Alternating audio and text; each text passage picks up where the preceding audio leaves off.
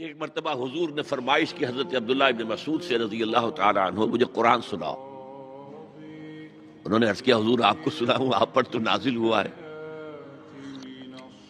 فرمایا ہاں مجھ پر نازل ہوا ہے، لیکن مجھے دوسروں سے سن کر کچھ اور حظ اور کچھ اور کیفیت، کچھ اور لطف حاصل ہوتا۔ انہوں نے سورہ نساء پڑھنی شروع کی۔ اب ظاہر بات ہے کہ جو مجلس نبوی کے آداب ہیں وہ گردن نیچی کیے ہوئے پڑھ رہے ہیں۔ 41ویں آیت پر پہنچ گئے، فَكَيْفَ إِذَا جِئْنَا مِن كُلِّ أُمَّةٍ بِشَهِيدٍ وَجِئْنَا بِكَ عَلَىٰ هَٰؤُلَاءِ شَهِيدًا۔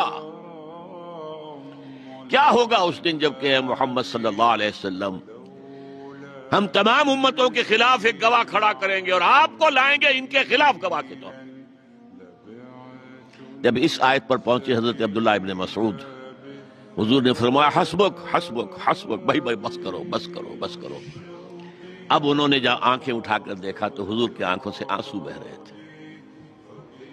مجھے اپنی قوم کے خلاف گواہی دینی ہوگی۔ یہ ہے شہادت، شہادت علی الناس۔